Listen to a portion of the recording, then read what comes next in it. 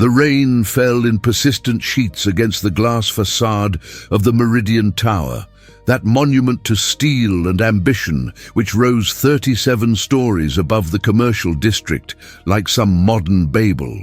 Within its marble-clad vestibule, where the air hung heavy with the mingled scents of expensive cologne and fresh-cut lilies, Elena Vasquez stood waiting, her uniform damp at the shoulders, a leather courier bag pressed against her hip with the protective instinct of one who knows that carelessness means catastrophe. She had been summoned to the 35th floor, to the private offices of Marcus Ashford, whose name appeared regularly in the financial sections of newspapers and whose face, stern and angular, gazed out from the covers of business magazines with that particular expression of satisfied superiority which wealth, when it has been possessed for generations, invariably bestows upon its inheritors. Elena knew little of such men beyond what her occupation required, that they expected promptness, discretion, and above all, that peculiar species of invisibility which the serving classes have perfected through centuries of necessity. The elevator ascended with a smooth hum that spoke of German engineering and quarterly maintenance contracts. Elena watched the numbers illuminate in sequence, each floor a stratum of increasing importance, until at last the doors parted to reveal a reception area of such calculated elegance that it might have been designed to intimidate. And perhaps it had been.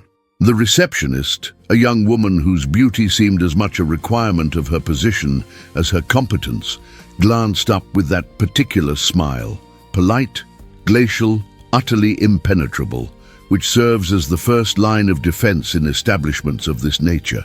"The courier for Mr. Ashford," Eleanor announced, her voice steady despite the awareness that her worn sneakers and rain-dampened jacket marked her as an interloper in this realm of Italian leather and bespoke tailoring. "He's expecting you. Through those doors, first office on the right." The receptionist's gaze had already returned to her computer screen, the dismissal complete. Eleanor moved through the indicated doors into a corridor lined with abstract paintings whose value she could only guess at, each canvas a statement of taste, refined by generations of cultural capital. She found the office and knocked, that brief percussion against wood which announces the arrival of those who must always wait for permission to enter. "Come in." The voice carried the clipped impatience of one accustomed to immediate obedience. The office was vast, its windows offering a panoramic view of the city sprawling below, reduced by height and distance to a miniature landscape of consequence. Marcus Ashford sat behind a desk of dark wood, his suit bearing that perfect fit which only custom tailoring achieves, his hair silvered at the temples in a manner that suggested distinction rather than age. He did not look up immediately, occupied as he was with some document that demanded his attention, and Elena understood this too was a calculated gesture, a reminder of hierarchies and the proper ordering of importance. When at last he raised his eyes, his expression held that mixture of irritation and condescension which certain men reserve for interruptions to their carefully scheduled days. "You're late," he announced, though Elena knew with certainty that she was not. "I arrived at precisely 2 o'clock, as requested," she replied, her tone measured, careful to avoid any hint of contradiction that might be construed as insolence. He waved this away with one hand, as though accuracy were merely another form of impertinence. "The package. I assume you have it." Elena withdrew from her bag a manila envelope, sealed and stamped, bearing the insignia of a law firm whose partners' names suggested old money and older connections. She placed it upon his desk with care, then stepped back, prepared to accept his signature and depart. But Marcus Ashford did not reach for his pen.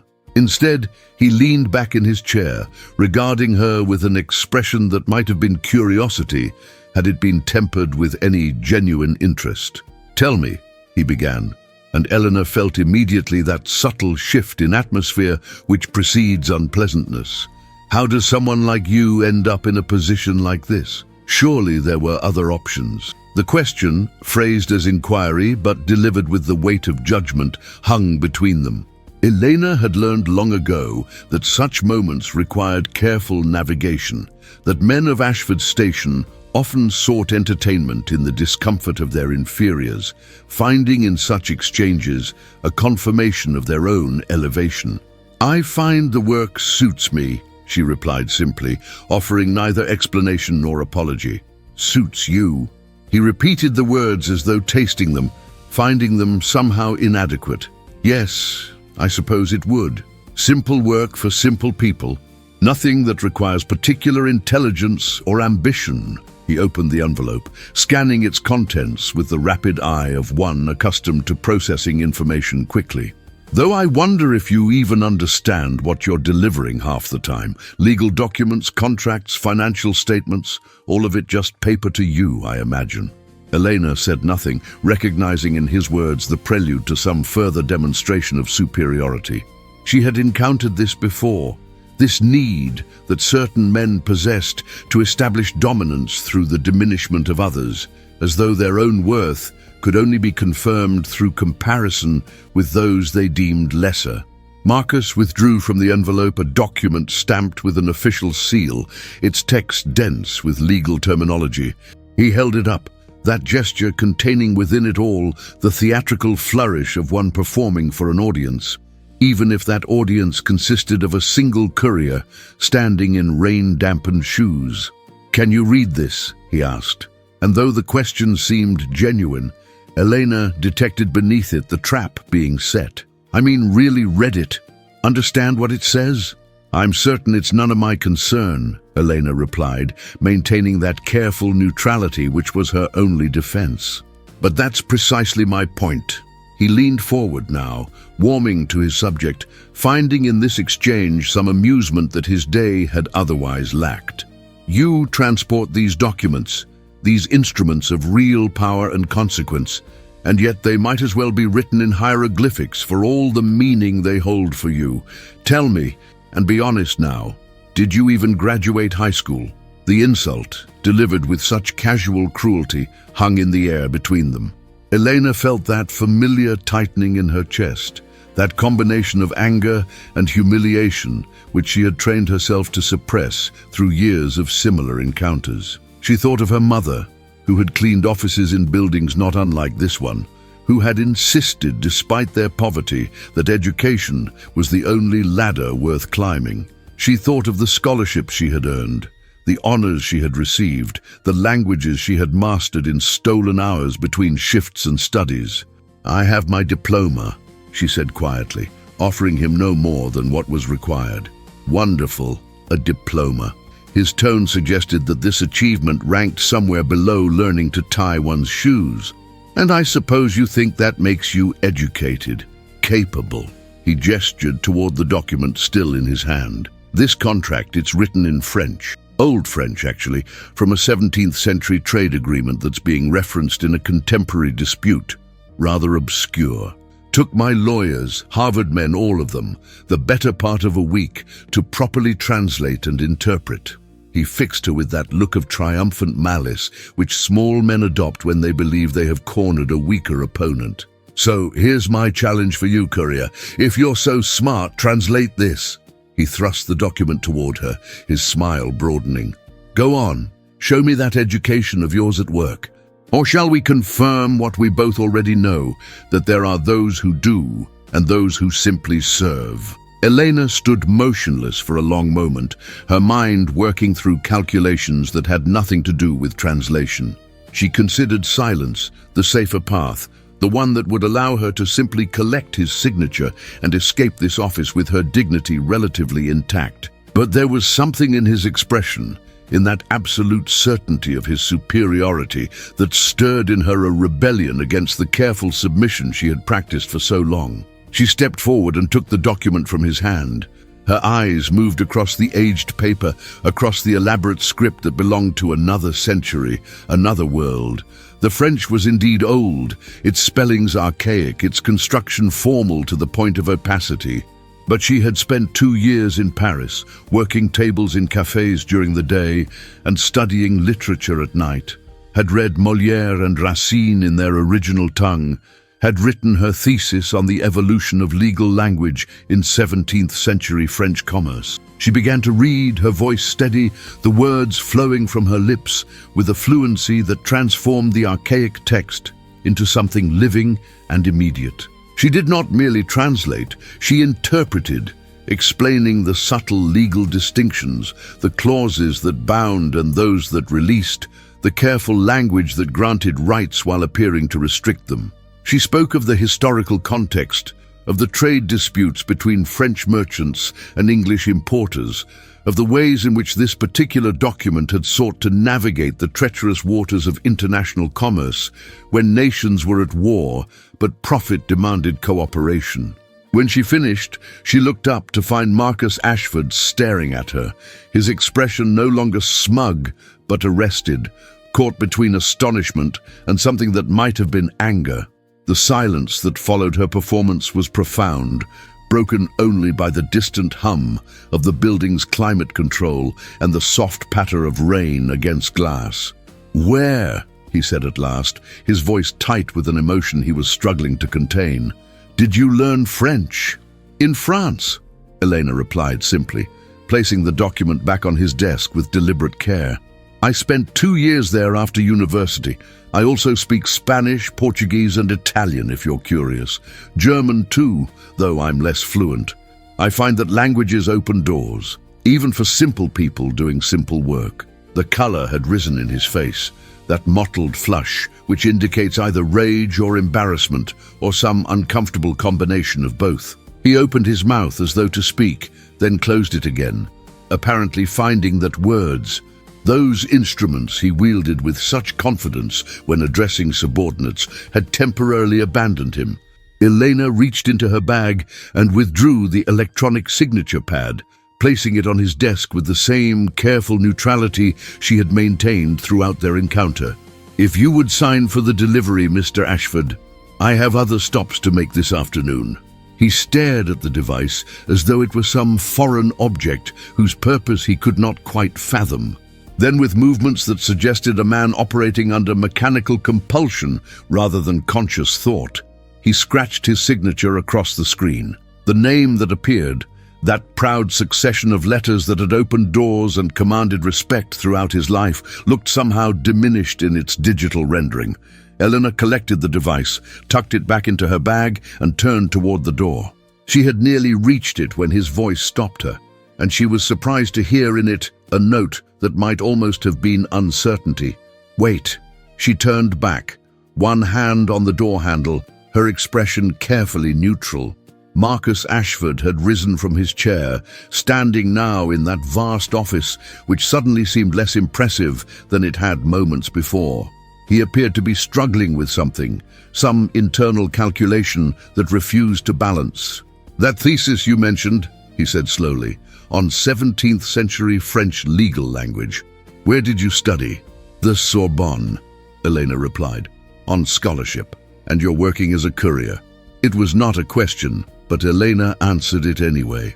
"I'm working as a courier because I need to eat, Mr. Ashford, because scholarships don't pay rent, or buy groceries, or cover the cost of my mother's medical bills. Because the world is full of people with impressive degrees and empty pockets, and the market for specialists in historical French legal language is, shall we say, rather limited." She watched him process this information, saw in his face that peculiar expression which appears when one's assumptions about the world are suddenly called into question.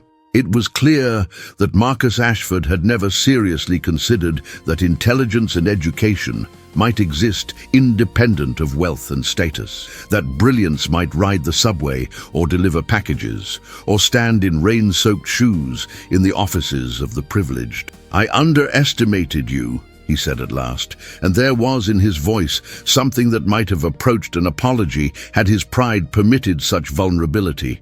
"Yes," Elena agreed simply. "You did. Most people do. We wear these uniforms, carry these bags, and suddenly we become invisible. Or worse, we become simple, easy to dismiss, convenient to underestimate." She paused, weighing her next words carefully. But perhaps that's the real translation you needed today, Mr. Ashford. Not from French to English, but from assumption to reality. She pulled open the door, stepping into the corridor beyond, but his voice called her back once more.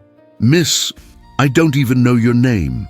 Vasquez, she replied. Elena Vasquez. Miss Vasquez. He seemed to be struggling with some decision, pride warring with whatever else moved within him.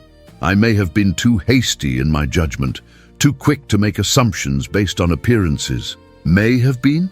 Elena allowed herself the smallest of smiles, there and gone like a bird's shadow across water.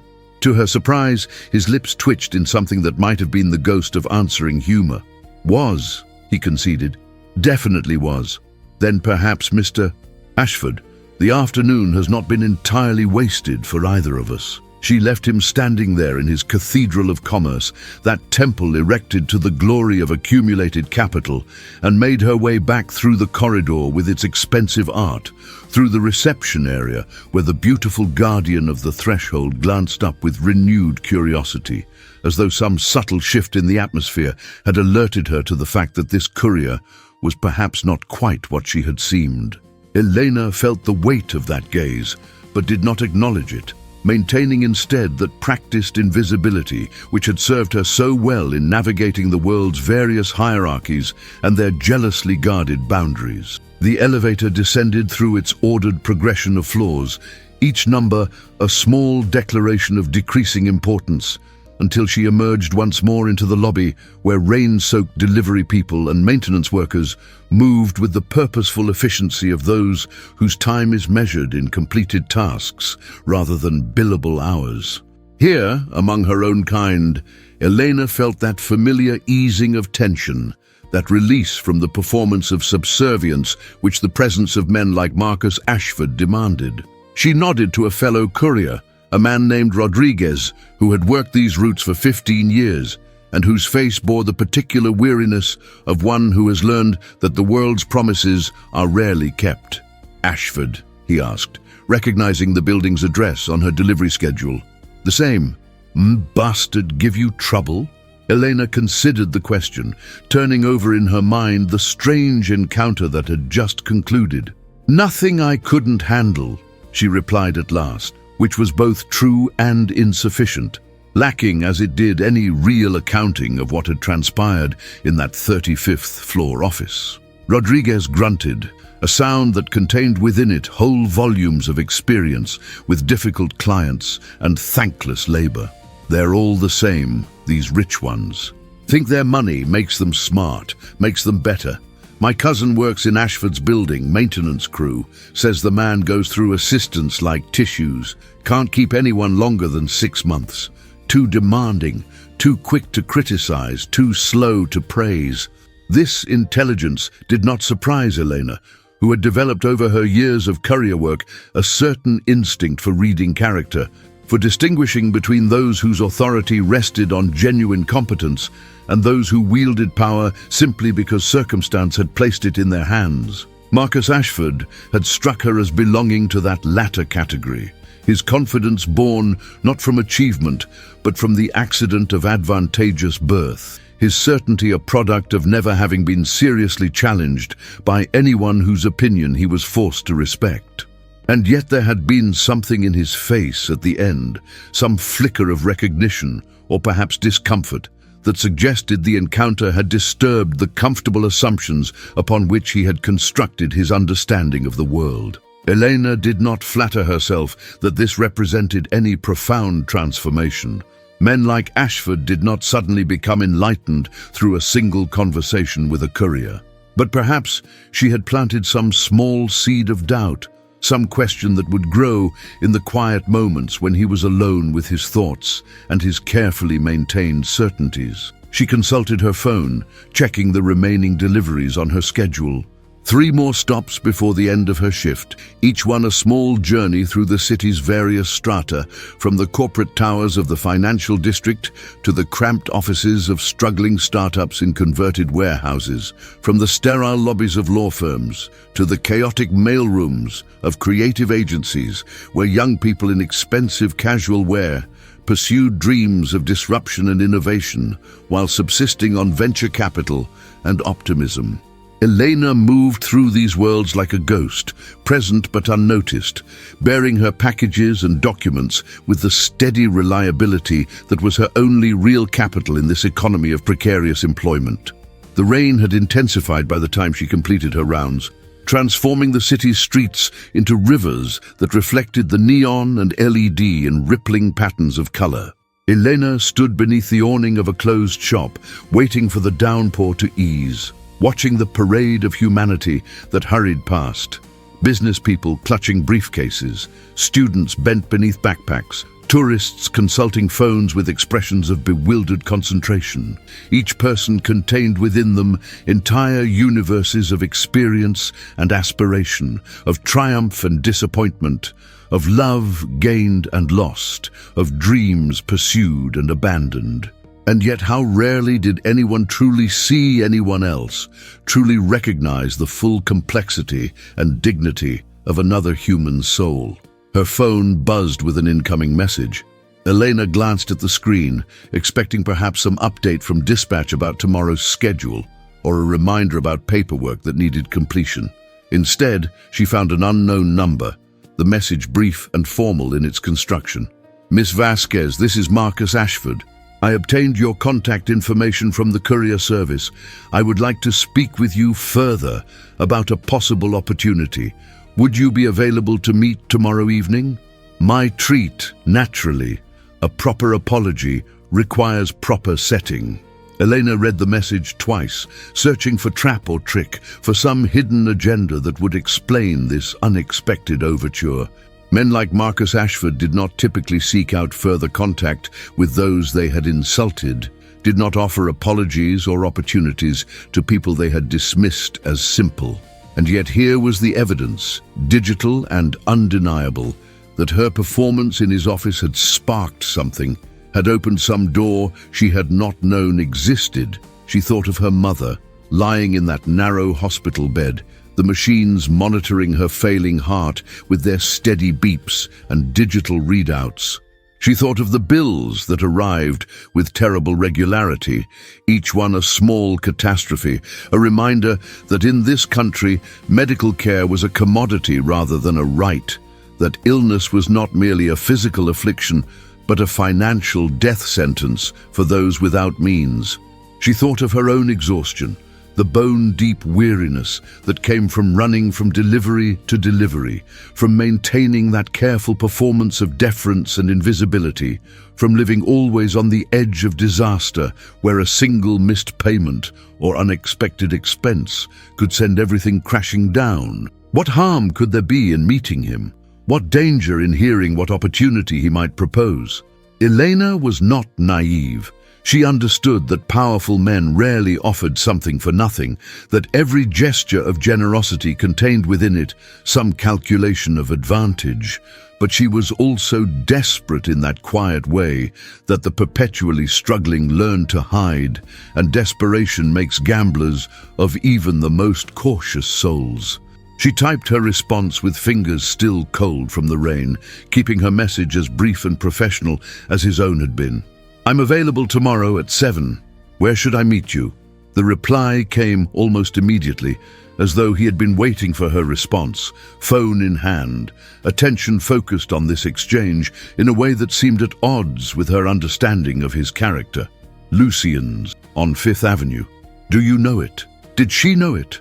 Lucien's was legendary, one of those establishments whose very name served as a marker of status, where reservations required weeks of advance planning, and where the cost of a single meal exceeded what Elena earned in a week of deliveries.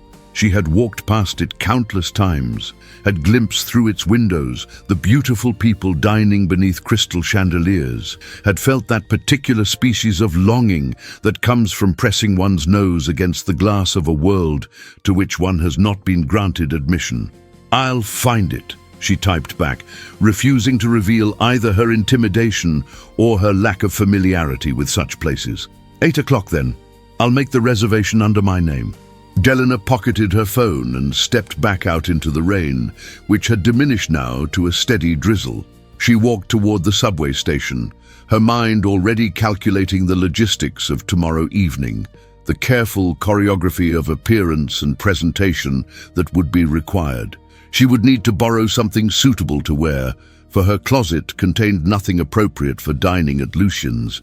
Perhaps Maria, her roommate, might have something that could be altered to fit. And she would need to research the restaurant to understand its protocols and expectations, to avoid the 1,000 small ways in which her unfamiliarity with such establishments might betray her as an outsider, an interloper in spaces designed to exclude. The subway car was crowded with evening commuters, each person lost in their own private reverie or electronic distraction. Elena found a place near the doors, gripping the pole as the train lurched forward, and allowed her thoughts to drift back to the afternoon's encounter. She replayed the scene in her mind, examining it from various angles, searching for meaning in Marcus Ashford's expressions and words. His initial condescension had been unremarkable, merely one more instance in a lifetime of such dismissals. But his reaction to her translation, that moment when his certainty had crumbled before the evidence of her competence, that had been something different, something she could not quite categorize. Was it possible that beneath his arrogance lay some capacity for growth, some ability to revise his understanding of the world when confronted with contrary evidence? Or was this invitation merely another performance, a way of soothing his temporarily troubled conscience before returning to the comfortable assumptions that had always served him so well? Eleanor could not say with certainty, but she recognized that curiosity now stirred within her, that dangerous desire to know more, to understand. What drove a man like Marcus Ashford to reach across the barriers of class and circumstance that normally rendered people like her invisible to people like him? Her phone buzzed again. Another message, this time from her mother's nurse, brief and informative. She had a good day, ate well, asked about you. Don't worry about visiting tonight if you're tired from work. Elena felt that familiar tightening in her chest, that combination of love and guilt that seemed to define her relationship with her mother these past months. Rosa Vasquez had given everything for her daughter's education, had worked herself into illness and poverty to ensure that Elena might have opportunities she herself had never known. And now here was Elena, delivering packages for minimum wage, her expensive education serving no purpose beyond the occasional translation of obscure documents for men who viewed her as barely human. What would her mother think of this invitation from Marcus Ashford? Would she counsel caution, warning of the dangers inherent in becoming entangled with the wealthy and powerful? Or would she see in it some possibility of advancement, some ladder that might lead up and out of their shared poverty? The train emerged from its tunnel into the fading light of early evening, and Elena caught her reflection in the window glass. She looked tired, she thought, worn down by the steady attrition of making ends meet, of juggling shifts and bills and responsibilities. But there was something else too, something that the encounter with Marcus Ashford had awakened, or perhaps simply reminded her of, some sense of her own worth and capability that years of diminishment had not quite managed to extinguish. She had stood in that office and demonstrated her intelligence, her learning, her fundamental equality with a man who had presumed her inferior. And in that moment, however briefly, she had forced him to see her not as a courier or a servant, but as a person, complete and complex and worthy of respect. Tomorrow evening would bring what it would bring. She would go to Lucien's, would sit across from Marcus Ashford, would hear whatever opportunity he proposed with the clear eyes of one who had learned through hard experience that the world's promises were not to be trusted without examination. But she would go as herself, Elena Vasquez, scholar and linguist and survivor, refusing to perform the diminished version of herself that men like him expected. If he wanted to make amends for his earlier cruelty, if he genuinely had some opportunity to offer, then he would have to meet her as an equal, or not at all. The subway car descended back into darkness, plunging through the city's subterranean arteries, and Elena closed her eyes against the fluorescent glare. She thought of all the translations she had performed over the years, not merely from one language to another, but from experience to understanding, from pain to endurance, from disadvantage to stubborn persistence. And perhaps tomorrow would require yet another translation, this time from insult to opportunity, from hierarchy to possibility, from the world as it was to the world as it might yet become. When she emerged from the station near her apartment, the rain had stopped entirely, leaving the streets washed clean and glistening. Elena walked the final blocks with the steady pace of one accustomed to long distances, past bodegas and laundromats, past buildings whose facades bore the marks of decades of weather and neglect, past the small urban gardens where neighbors had coaxed flowers and vegetables from patches of liberated earth. This was her neighborhood, far removed from the marble lobbies and plate-glass towers of Marcus Ashford's world, and yet it possessed its own dignity, its own complex ecosystem of mutual support and shared struggle. Her apartment building was old, its stairs worn smooth by generations of footsteps, its walls thin enough that she could hear the arguing couple upstairs and the crying baby next door, and the television always playing in the unit below. Elena climbed to the third floor, unlocked the double-bolted door, and stepped into the small space she shared with Maria, a nurse who worked night shifts at the public hospital and whose rotating schedule meant they rarely saw each other, except in passing. A note on the kitchen table informed her that there was leftover rice and beans in the refrigerator, that Maria had taken an extra shift and wouldn't be home until morning, that the landlord had called again about next month's rent. Elena heated the food in the microwave, ate standing at the counter, then showered away the day's accumulated grime and exhaustion. She stood beneath the hot water longer than she should have, knowing that the building's ancient boiler would struggle to meet demand during the evening hours, but unable to resist the simple luxury of warmth and cleanliness. Wrapped in her bathrobe, she sat at the small desk that served as her home office and opened her laptop.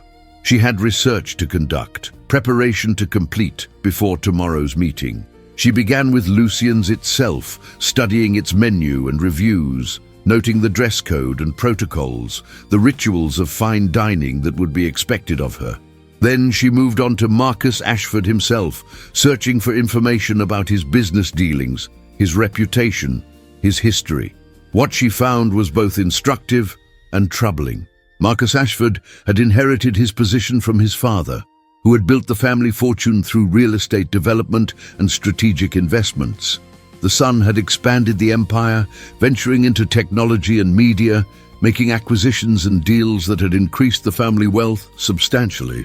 But there were other stories too, whispered complaints from former employees, settlements reached quietly with assistants who had signed non-disclosure agreements, a pattern of behavior that suggested a man accustomed to treating people as disposable resources rather than human beings worthy of respect. Elena read these accounts with a growing sense of unease, recognizing in them a darker version of the man she had encountered that afternoon. And yet there was also evidence of another side, of charitable donations and foundation work, of scholarships established in his mother's name, of occasional acts of unexpected generosity that complicated any simple judgment of his character. He was, she concluded, neither holy villain nor secret saint, but rather something more mundane and more troubling, a man of contradictions, capable of both cruelty and kindness, shaped by privilege into someone who could wound others without quite understanding the damage he inflicted. Did she want to become entangled with such a person, to place herself in a position where she might be vulnerable to his whims and his power? The question was not easily answered, for want and need make strange companions to wisdom, and Elena's circumstances did not permit the luxury of pure principle untainted by practical consideration. If Marcus Ashford offered her genuine opportunity, some chance to escape the grinding poverty that threatened to consume both her and her mother, could she afford to refuse out of mere moral fastidiousness? She thought again of her mother, of the machines that kept her alive, and the bills that accumulated with every passing day. She thought of her own exhaustion, The years stretching ahead filled with deliveries and diminishment, with education wasted and potential squandered. And she thought of that moment in Ashford's office when she had stood tall and demonstrated her worth, when she had refused to accept his judgment of her inferiority. Whatever tomorrow brought, she would meet it with that same refusal, that same insistence on her own dignity and value. Elena closed her laptop and prepared for bed, setting her alarm for early morning. She had deliveries to make before tomorrow evening's meeting, packages to transport across the city's vast geography of inequality. But as she lay in darkness, listening to the building's familiar night sounds, she allowed herself a moment of something that might have been hope, fragile and tentative as new spring growth, that perhaps the world was not entirely fixed in its hierarchies and judgments, that perhaps even men like Marcus Ashford could be moved to see beyond their comfortable assumptions, that perhaps tomorrow might bring some small opening toward a different future. The following day dawned grey and uncertain, the sky bearing that peculiar quality of light which suggests rain without quite delivering it, as though the heavens themselves were undecided about their intentions. Elena woke before her alarm, that habit of the perpetually anxious who cannot quite trust mechanical devices to wake them in time for obligations that permit no tardiness. She dressed in her courier uniform, that armor of anonymity which had protected her through countless encounters with the indifferent and the cruel, and set out into the morning's dim illumination to begin her rounds. The city at dawn possessed a different character than it wore during business hours, its streets populated by those whose labor made possible the comfortable lives of others, the sanitation workers and delivery drivers, the nurses finishing night shifts, and the bakers preparing the day's bread. All those invisible hands that kept the great machine of urban existence grinding forward. Elena moved among them, with the easy familiarity of shared circumstance, exchanging nods and brief greetings, united in that fraternity of the working poor, whose struggles created bonds stronger than those forged by wealth or status. Her first delivery took her to a tech startup in a converted warehouse, where young men in hoodies and expensive sneakers were already gathered around standing desks, fueled by artisanal coffee and the fervent belief that they were changing the world through some application that would allow users to order food or find dates or waste time in novel ways. They barely glanced at Elena as she collected their signatures, their attention fixed on screens and whatever problems consumed their highly compensated hours. She wondered sometimes what it must be like to live with such certainty that one's work mattered, that the hours spent in labor were building something of value rather than merely forestalling disaster. The second delivery brought her to a law office where associates in expensive suits moved with the frantic energy of those billing by the hour, their faces bearing that peculiar exhaustion which comes from sacrificing life's pleasures in pursuit of partnership and prestige. Here at least there was some acknowledgement of her presence, a distracted thank you from a paralegal whose desk was buried beneath mountains of documents, each one a small piece of some larger puzzle whose complete picture only the senior partners could see. By midday, Elena had completed most of her scheduled deliveries, leaving her with several hours before she needed to begin preparing for the evening's appointment. She found herself near the hospital where her mother lay, and made the decision to visit despite her work clothes and limited time. Rosa Vasquez deserved to see her daughter, deserved to know that she was loved and not forgotten amid the daily struggle for survival. The hospital was one of those public institutions that served the uninsured and the poor, its walls painted in colors meant to soothe but achieving only a kind of institutional bleakness, its waiting rooms filled with the sick and suffering whose poverty had become a medical condition in itself. Elena navigated the familiar corridors to her mother's room, that small space she had shared with 3 other patients, each separated from the others by curtains that provided the illusion of privacy without its substance. Rosa Vasquez lay propped against pillows, her face bearing the particular pallor of the chronically ill. her hands resting atop the thin blanket with that stillness which conserves energy for more essential functions. But her eyes brightened when she saw her daughter, and the smile that creased her face held within it such love and pride that Elena felt her throat tighten with emotion. "Misha," her mother said softly, her voice weakened by illness, but still carrying that particular warmth which had sustained Elena through childhood hardships and adult struggles. "You should be working, not wasting time with your old mother." "It's never wasted time," Elena replied, pulling up the single chair and taking her mother's hand, feeling the bones beneath the papery skin, the fragility of this woman who had once seemed so strong and indestructible. "Besides, I have something to tell you. Something strange happened yesterday." She recounted the encounter with Marcus Ashford, the insult and the translation, the invitation that had followed. Rosa listened with that complete attention, which was her gift, her face registering concern and interest in equal measure. When Elena finished, her mother was silent for a long moment, her eyes searching her daughter's face as though reading there things left unspoken.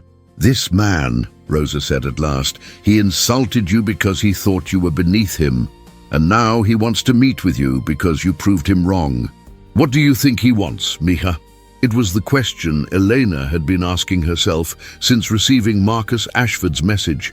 "I don't know," she admitted. "Maybe he wants to apologize properly.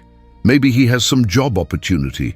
Maybe he's just curious. Or maybe," her mother said gently, "he wants something from you that you should not give." She paused, then continued with the careful directness that had always characterized their relationship.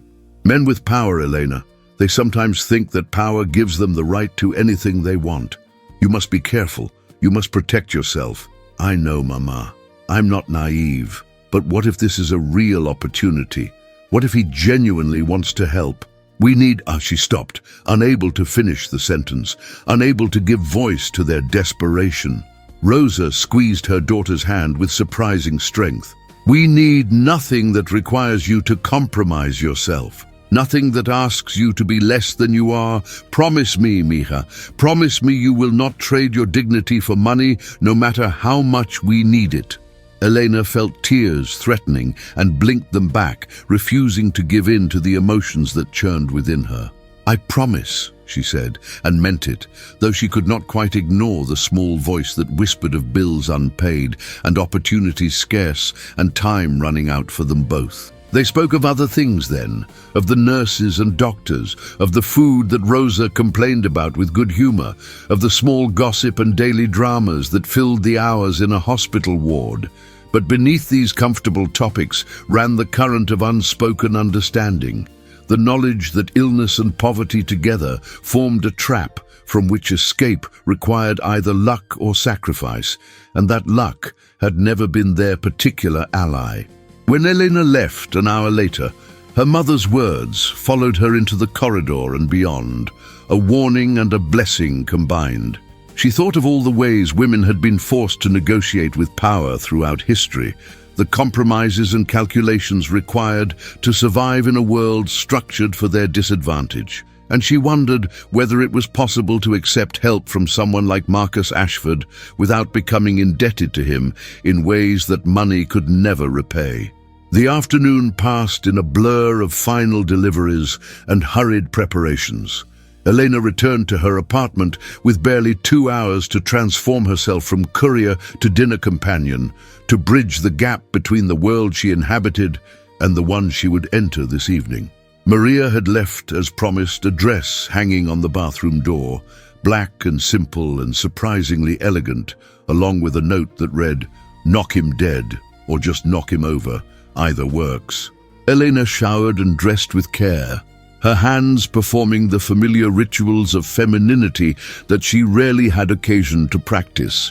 She applied makeup with the skill of one who has learned through necessity to make the most of limited resources, coaxing from drugstore cosmetics an effect that approximated elegance. She studied herself in the mirror and saw a stranger looking back, someone who might plausibly belong in a place like Lucian's, who might sit across from Marcus Ashford without revealing through 1,000 small tells her unfamiliarity with such settings. The subway ride downtown felt surreal, as though she were traveling not merely through space, but across some invisible boundary between worlds. The other passengers glanced at her with curiosity, noting the incongruity of evening wear on public transportation, perhaps constructing their own narratives about where she was going and why.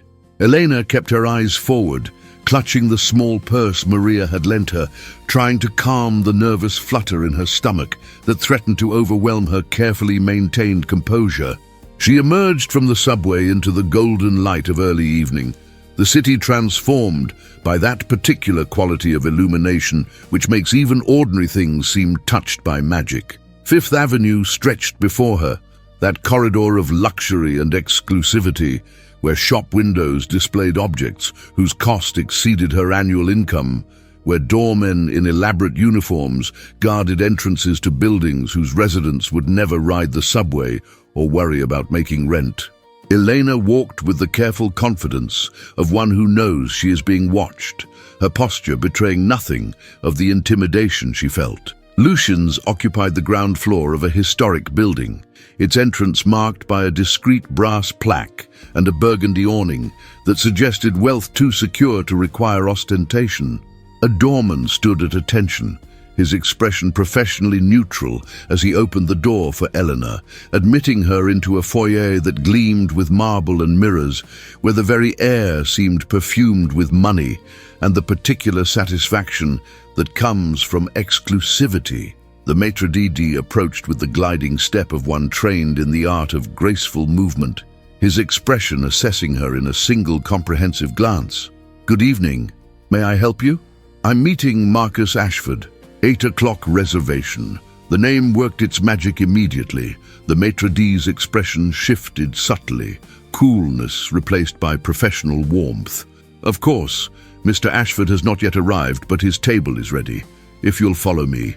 He led her through the main dining room, a space of such calculated elegance that it might have been designed as a stage set for the performance of wealth. Crystal chandeliers cast soft light over tables draped in white linen, where beautiful people conversed in tones carefully modulated to suggest intimacy without sacrificing the awareness of being observed.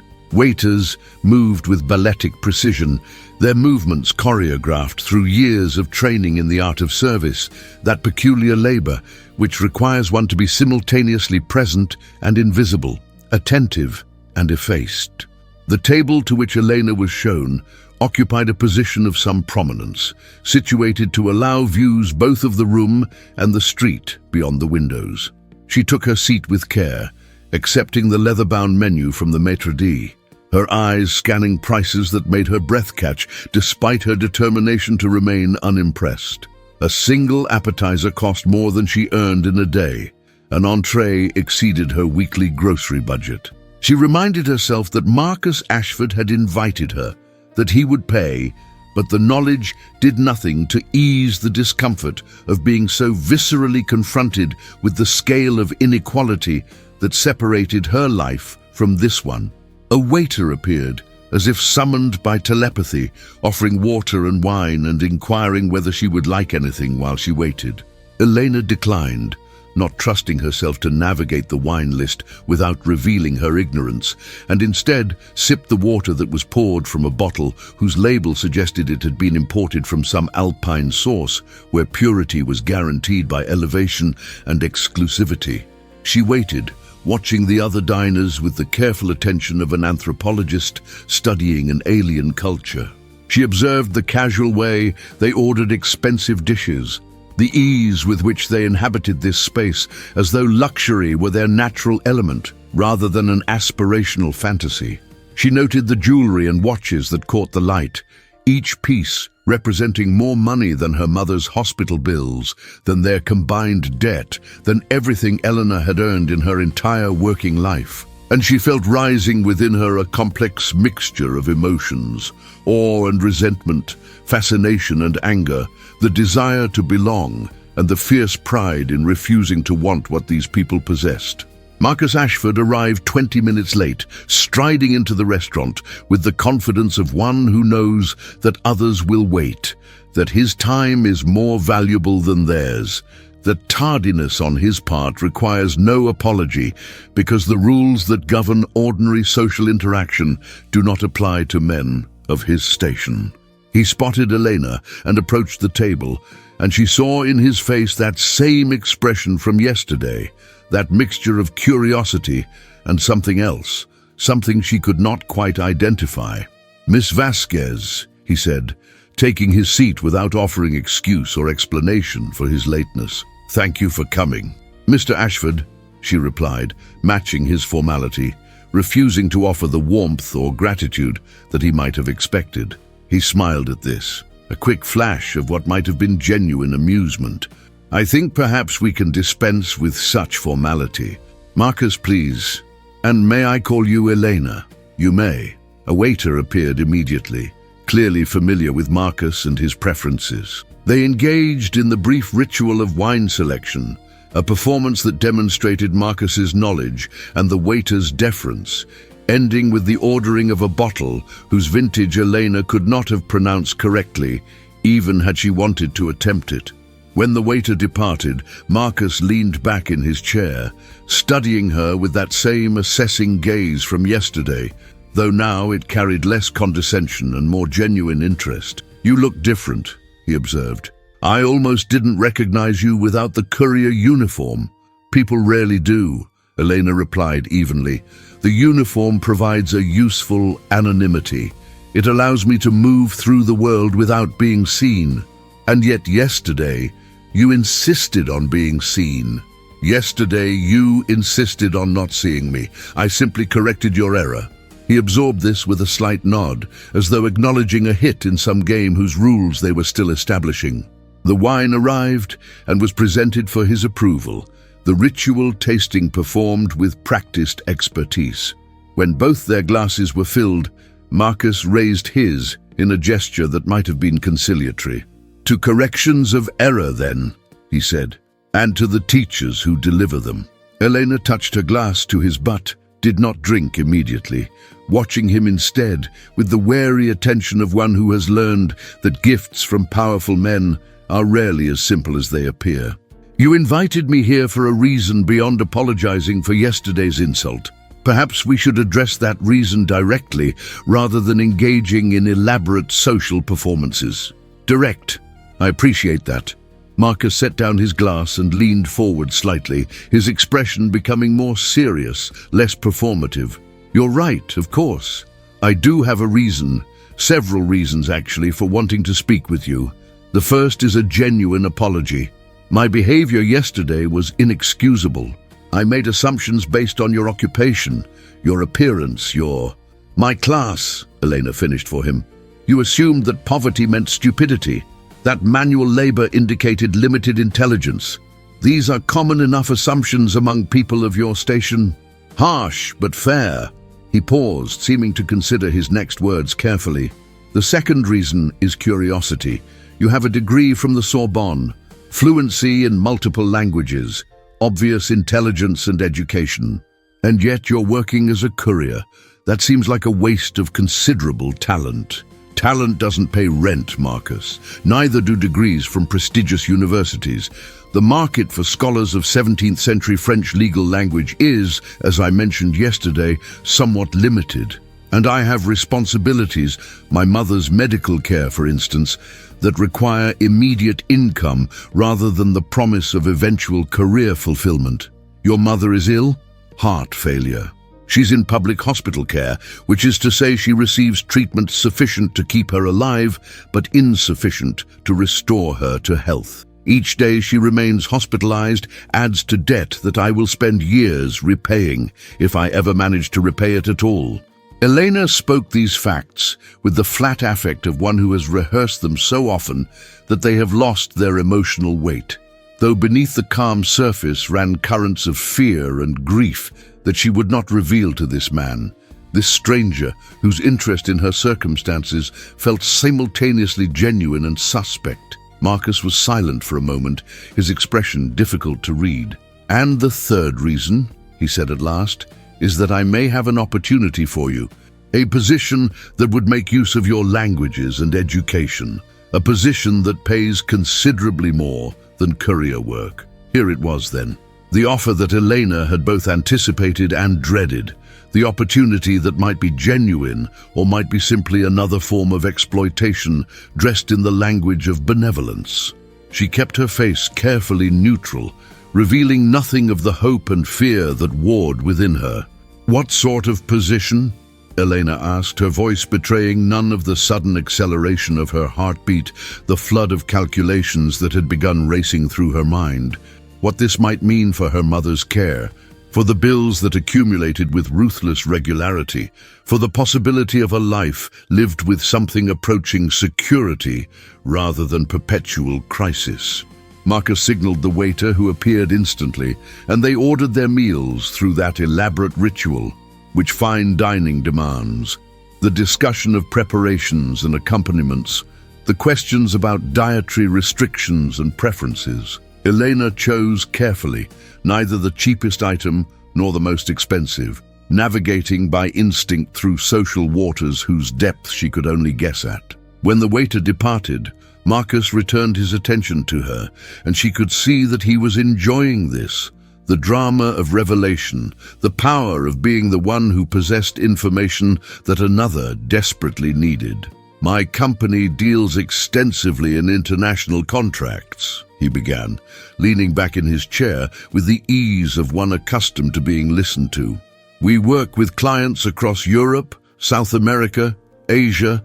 The documents we handle are often in languages other than English, sometimes in archaic or technical language that requires not just translation, but real understanding of context and nuance. Yesterday, when you translated that French document, you didn't just convert words from one language to another. You understood the legal implications, the historical context, the subtle meanings that a literal translation would have missed. That's what proper translation requires," Elena replied. "Language isn't merely vocabulary and grammar. It's culture and history, law and custom, all embedded in the structure of how people communicate." "Exactly. And that kind of understanding is rare, especially combined with fluency in multiple languages." He paused as their first course arrived, small plates of food, arranged with such artistry that they seemed almost too beautiful to eat. "I need someone who can handle sensitive documents, someone who understands not just languages, but the worlds those languages describe, someone discreet, intelligent, capable of working independently." Eleanor took a small bite of her appetizer, buying herself time to process this information, to search for the trap that surely must exist within what seemed too good to be true. "And you believe I'm that person based on a single encounter where I translated one document? I believe you're worth investigating, worth offering a trial period at least. 3 months, let's say. You would work directly for me, handling translations and interpretations as needed. The pay would be substantial, more than you're making now by a considerable margin, enough to cover your mother's care and then some." He named a figure that made Elena's hand freeze halfway to her water glass. It was more than substantial, it was transformative. It was the difference between drowning and breathing, between perpetual crisis and the possibility of stability. And that, precisely, was what made her most suspicious. "That seems excessive for translation work," she said carefully, setting down her fork, abandoning any pretense of interest in the food. "What aren't you telling me? What's the aspect of this position that justifies such generous compensation?" Marcus regarded her with something that might have been respect. "You're right to be suspicious. The work itself isn't particularly demanding, a few hours a day perhaps, depending on what documents require attention, but it requires absolute discretion. The contracts I handle, the deals being negotiated, involve sensitive information that could be valuable to competitors or problematic if made public before the proper time. I need someone who can be trusted completely, who understands that what they read and translate must remain confidential." "You're asking me to sign a non-disclosure agreement then?" among other things. There would be legal documents, background checks, the usual procedures for someone handling sensitive corporate information. He paused, then added with what seemed like deliberate casualness, "And you would need to be available when needed, which might mean irregular hours, occasional evening work, travel when necessary." There it was, the complication she had been waiting for. The requirement that would make her constantly available, constantly obligated, bound to Marcus Ashford's schedule and whims in ways that went beyond simple employment. Elena felt that familiar tightening in her chest, the recognition of danger dressed in the costume of opportunity. "I see," she said quietly. "So this position would require not just my skills, but my availability, my flexibility, my willingness to arrange my life around your needs." "That's true of most professional positions," Marcus countered, though something in his expression suggested he recognized that she had identified the true nature of what he was proposing. People who work in law, finance, consulting, they're expected to be available when needed, to prioritize their work when situations demand it. Right, those people are also typically compensated with salaries that reflect such demands, with benefits and job security, with the possibility of advancement and professional development. What you're describing sounds more like being on call, like being at your disposal, rather than being an employee with defined responsibilities and boundaries. The words hung between them, sharp and clear, cutting through the elaborate pretense that had surrounded their conversation. Elena watched Marcus's face, saw the flicker of something, irritation, respect, recalculation, pass across his features before settling back into careful neutrality. "You're very direct," he observed, taking a deliberate sip of his wine.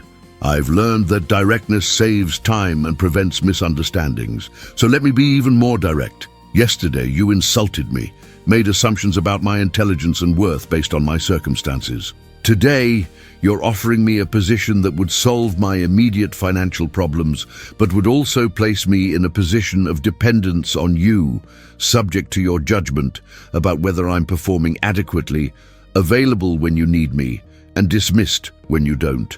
Forgive me if I see in this pattern something troubling." "And what pattern is that?" "The pattern of a man who views people as resources to be acquired and utilized, rather than as human beings with their own agency and dignity. The pattern of someone who uses money as a means of control, who offers help in ways that create obligation and debt beyond the merely financial." Marcus set down his wineglass with more force than necessary, the crystal ringing slightly against the table's surface.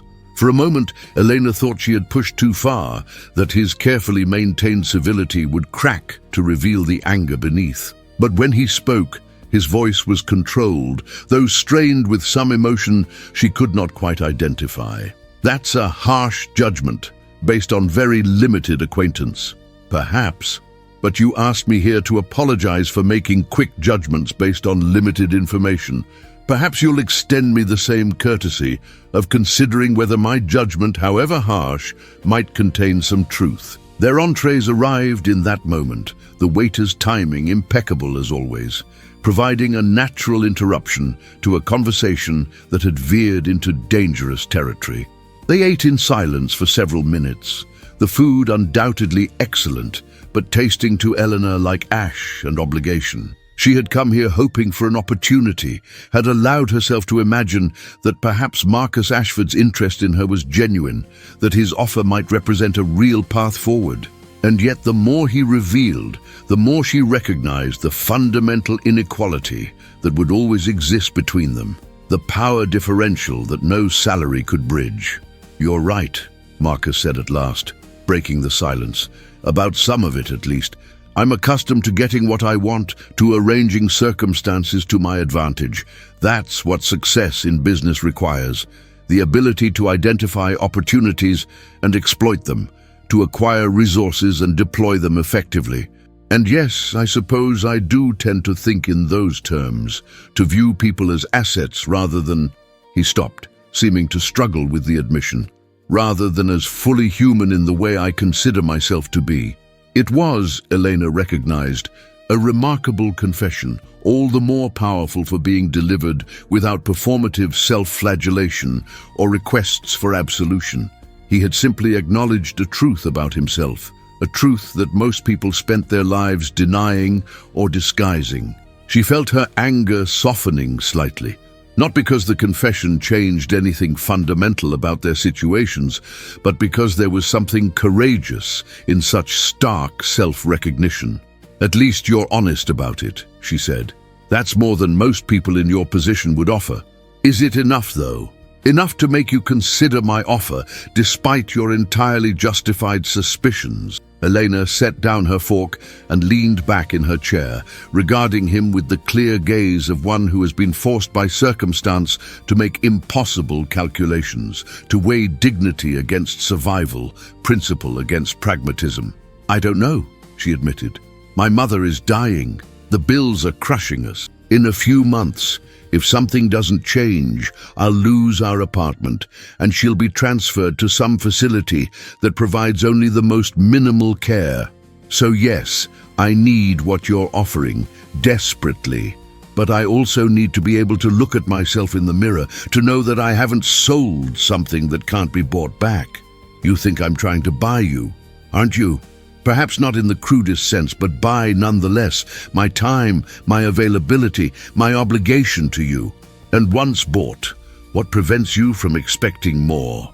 From believing that the salary you pay entitles you to things beyond translation services?" Marcus's jaw tightened, and Elena saw in his face that she had struck at something, had voiced the unspoken possibilities that lurked beneath his offer like rocks beneath calm water. "I'm not," he began, then stopped, reconsidering. "I won't pretend that I haven't thought about you in ways that go beyond professional interest. You're intelligent, beautiful, fascinating, but the position I'm offering is genuine, Elena. The work is real, and if you choose to accept it, what happens between us professionally and what might or might not happen on a personal level are separate matters, entirely under your control." "Are they? Can they be really, when one person holds all the power, all the resources, all the ability to hire or fire, to help or harm? You say it's under my control, but we both know that's not entirely true. If I refuse your personal interest while accepting your professional offer, how long before the latter becomes contingent on the former? That wouldn't happen. You can't promise that. You can intend it, genuinely believe it, and still find yourself acting otherwise when your expectations aren't met. I've seen it happen, Marcus. I've heard the stories from other women who thought they could navigate these waters safely, who believed that clear boundaries would be respected, and I've seen how those stories end." The waiter appeared to clear their plates, and Marcus waved away the offer of dessert menus with an impatient gesture. When they were alone again, he leaned forward, his expression intense, almost pleading. "What would it take then? What assurances could I offer that would make you believe this is genuine, that I'm not trying to manipulate or control you?" Elena considered this question, recognizing in it both the trap and the possible escape. What assurances could a man like Marcus Ashford offer that would mean anything? Contracts could be broken, promises forgotten, intentions corrupted by proximity and opportunity. And yet she also recognized in his question a genuine struggle, an attempt to bridge a gap that his entire life had taught him didn't really exist. "Equality," she said at last. "Not the pretense of it, not the performance, but actual equality.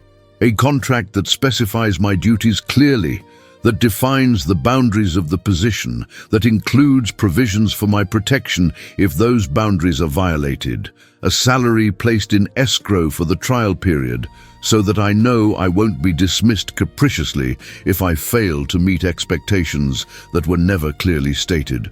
References I can contact, people who have worked with you, who can speak honestly about what that experience entails. That's a lot of conditions."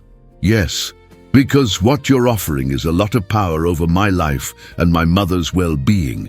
Power requires checks, Marcus.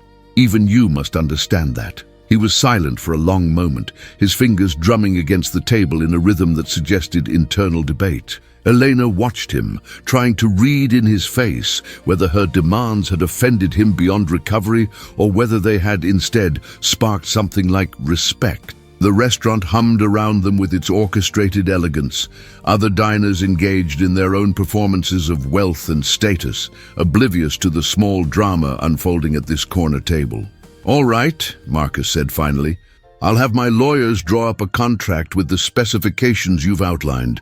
You can have your own lawyer review it. I'll pay for that naturally. References too, though I'll warn you now that not everyone who's worked for me has left on good terms. I can be difficult, demanding, sometimes unreasonable, but I'm offering you something real, Elena, a chance to use your education, to help your mother, to stop running yourself into the ground delivering packages for minimum wage." "Why?" The question emerged before Eleanor could stop it, raw and honest. "Why do you care what happens to me? Yesterday I was invisible to you, just another service worker beneath your notice. Why this sudden interest in my welfare?" Marcus looked away, his gaze traveling to the window where the city's lights had begun their evening illumination, transforming the streets into rivers of electric brilliance. When he looked back, his expression held something Elena hadn't seen before, something that might have been vulnerability had it appeared on a face less practiced in the art of composure. "Because you made me see myself," he said quietly. "When you stood in my office and translated that document, when you demonstrated that I had completely misjudged you, I saw reflected in your face what I must look like to people like you. And I didn't like what I saw. Maybe this is selfish too. Maybe I'm trying to assuage my guilt by helping you. But does the motive matter if the help is genuine? It might. Guilt is a poor foundation for any relationship, professional or otherwise. It tends to curdle into resentment when the guilty party decides they've paid sufficient penance. Then consider it enlightened self-interest. You have skills I need. I have resources you need. We can help each other, build something mutually beneficial, or we can both walk away and return to our separate worlds. You to your deliveries, and me to my comfortable ignorance." Elena felt the weight of the decision pressing down upon her, felt the pull of competing imperatives, her mother's needs, her own pride, the desire to trust, warring with the learned wisdom of suspicion. She thought of all the women throughout history who had faced similar choices, who had been forced to negotiate with power from positions of weakness, who had done what was necessary to survive while maintaining whatever dignity circumstances permitted.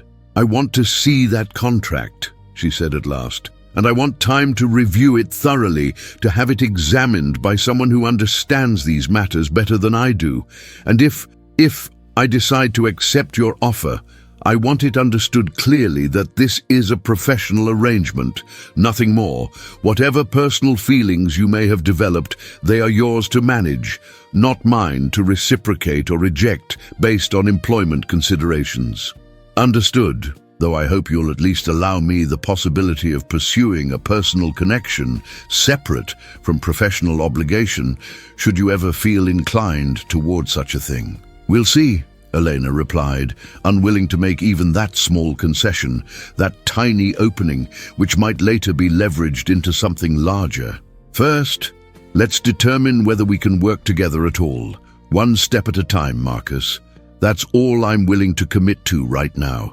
He nodded, and something in his expression suggested satisfaction rather than disappointment, as though her resistance was itself a form of engagement, a sign that she took seriously what he was offering rather than simply accepting it with the desperate gratitude he might have expected. They finished their meal in conversation that ranged over safer topics: books and travel, languages and translation, the small observations about the world that allowed them to find common ground without venturing into dangerous territory. When at last they emerged onto Fifth Avenue, the night had fully settled over the city, bringing with it that particular quality of urban darkness that never quite achieves the depth of true night, always illuminated by the electric glow of human civilization. Marcus offered to call his car to have his driver take Eleanor home, but she declined, preferring the subway's anonymity to the obligation that accepting such a gesture would create. "I'll have the contract sent to you by the end of the week," Marcus said, as they stood on the sidewalk, neither quite willing to be the first to depart. "And Elena, thank you for coming tonight, for being honest with me, for giving me a chance to make amends. Don't thank me yet. I haven't decided anything. And Marcus, if you're serious about this, about treating me as an equal rather than a resource, then you need to understand that equality means I can say no to the job, to any personal connection, to anything I don't feel comfortable with. And saying no won't make me ungrateful or difficult, or any of the other words men use when women refuse them. I understand. I hope you do. Because if you don't, if this is just another performance designed to get what you want, then we're both wasting our time." She turned then and walked toward the subway entrance, feeling his gaze following her but refusing to look back, refusing to give him even that small confirmation of interest or uncertainty. She descended into the underground world of trains and platforms, back into the realm she knew and understood, among the other night travelers whose faces bore the marks of their own struggles and compromises. The contract arrived on Thursday, delivered not by courier, but by messenger from a prestigious law firm, whose name Elena recognized from the brass plaques outside buildings where she had made deliveries. It came in a heavy envelope, the paper thick and expensive, embossed with legal letterhead that spoke of centuries of practice and fees, calculated by the minute.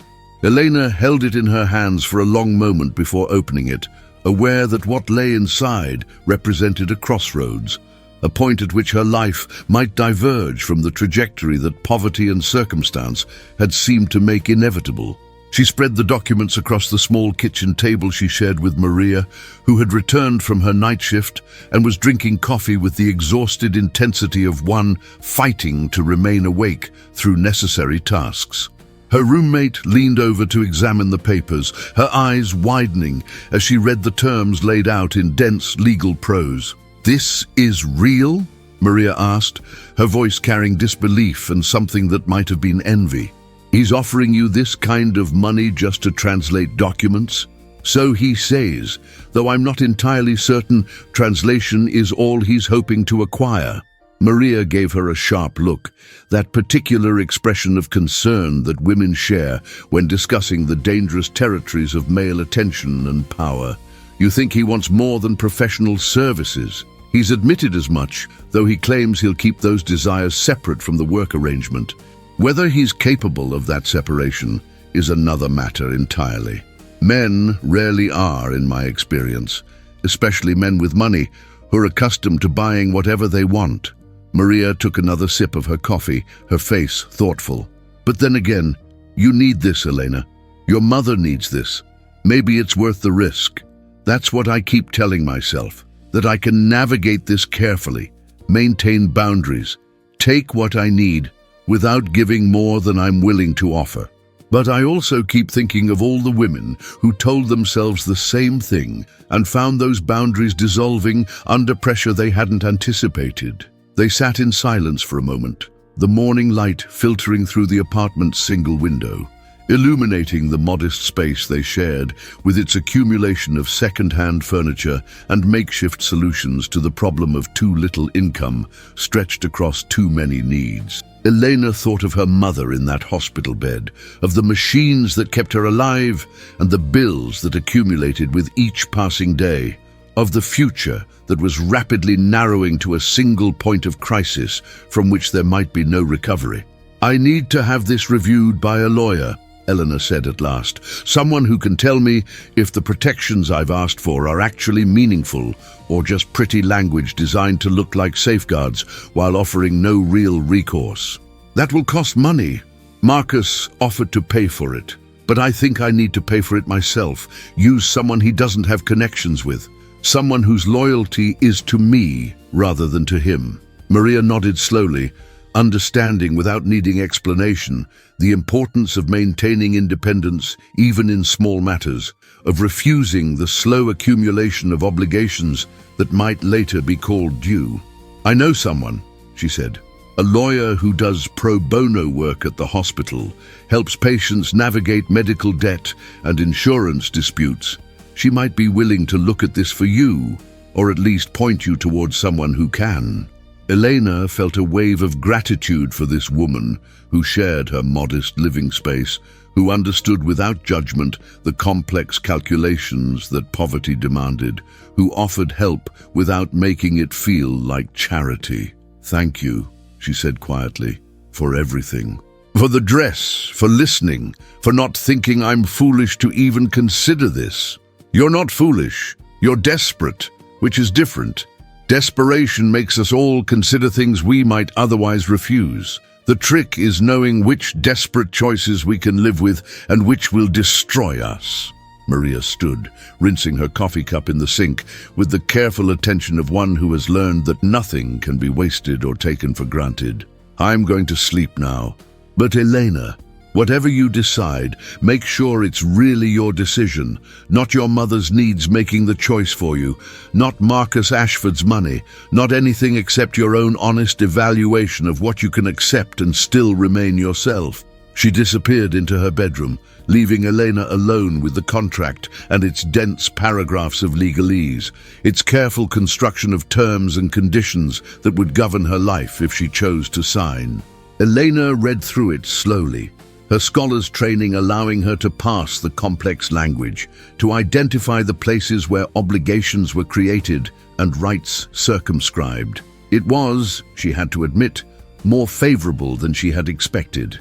The duties were clearly defined, the salary substantial and guaranteed for the full 3-month trial period, regardless of whether Marcus chose to terminate the arrangement early.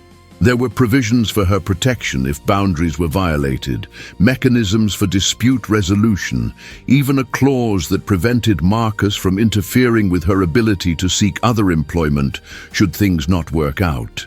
And yet, beneath all these careful specifications, Elena could feel the fundamental imbalance that no contract could fully address. Marcus Ashford would always possess more power than she did, more resources, more connections, more ability to shape circumstances to his advantage. The law might offer her some protection, but law was a tool of those who could afford to wield it, and Elena's ability to enforce any contract would depend on resources she did not possess and might never acquire. The following days passed in a strange suspension, as though Elena existed simultaneously in multiple possible futures, each one waiting to collapse into reality based on decisions she had not yet made. She continued her courier work, moving through the city with the same steady efficiency, but now each delivery felt different, imbued with the potential of being among her last, of representing a life she might be about to leave behind. She visited her mother at the hospital and found herself unable to speak of Marcus Ashford's offer, unwilling to raise hopes that might prove false, or to burden Rosa with a decision that seemed to have no right answer. The lawyer Maria had recommended, a woman named Catherine Joe, whose office occupied a corner of a shared workspace in a neighborhood where gentrification had not yet fully displaced the original residents, examined the contract with the careful attention of one trained to find devils in details. She was perhaps 40, her hair pulled back severely, her expression radiating the particular competence of those who have fought enough battles to know which ones are worth fighting. "This is actually quite good," Catherine said after an hour of review, looking up from the documents with an expression of mild surprise. "Better than I expected, given what you told me about the circumstances. The protections are real, the terms are clear, and the salary is, well, it's extraordinary for what amounts to part-time work." "Too good to be true?" Eleanor asked, voicing the suspicion that had gnawed at her since first reading the contract. "Possibly, but not obviously so. Everything here is legally sound, enforceable in court if necessary. The question is whether he'll honor the spirit of these agreements or find ways to circumvent them while technically remaining in compliance." Catherine leaned back in her chair, regarding Elena with the frank assessment of one who has seen too much to traffic in comforting illusions. "You understand what you're getting into?" Not just the legal aspects, but the reality of working for someone who clearly wants more from you than professional services. I think so, though I suppose no one really understands until they're living it. That's true enough. My advice, for what it's worth, is to go in with clear boundaries and the willingness to enforce them, even if enforcement means walking away from the money. Men like this, and I've dealt with plenty of them, they test boundaries constantly, pushing to see how much they can take, how far you'll bend before breaking. If you show weakness once, they'll exploit it forever. That's a harsh assessment, perhaps, but I'd rather be harsh and honest than kind and misleading. You're considering this because you need the money desperately.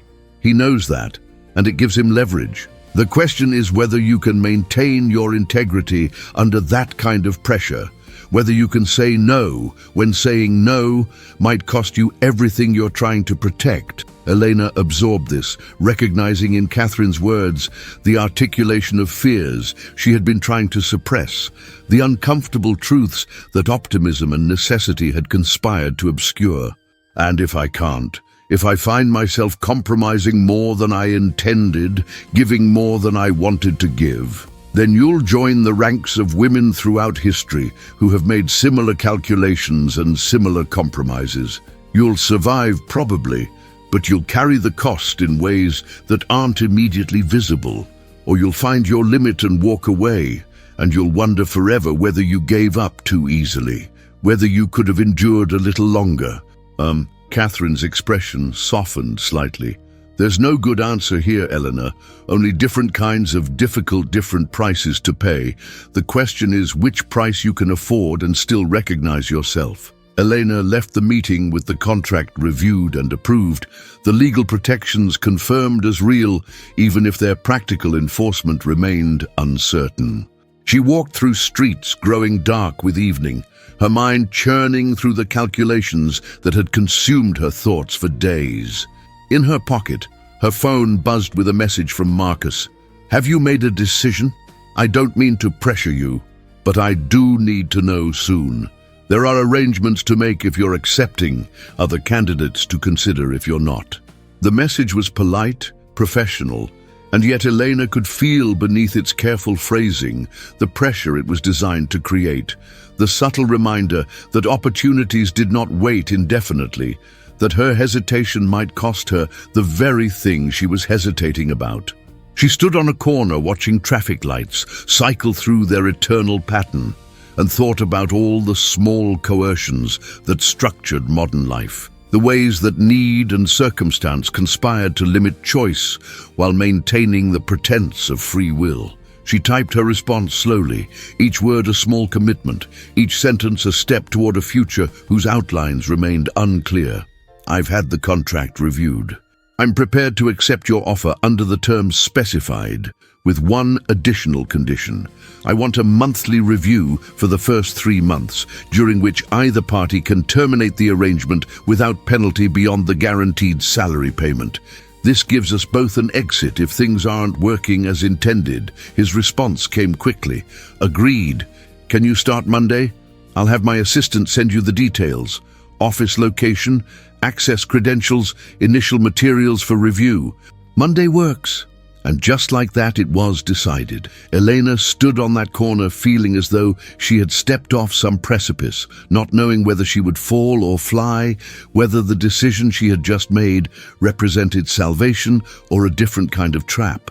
She thought of her mother and the hope this might bring, the possibility of real care rather than merely adequate survival. She thought of Maria's warning about making sure this was really her choice. And she thought of Marcus Ashford, that complicated man whose mixture of arrogance and vulnerability, of casual cruelty and genuine curiosity, remained largely mysterious to her, despite their hours of conversation.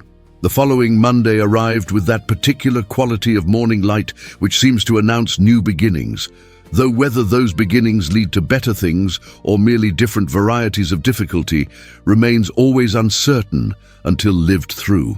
Elena dressed with care, choosing professional attire borrowed and adapted from Maria's wardrobe and her own limited resources, aiming for a presentation that suggested competence without ostentation, capability without submission.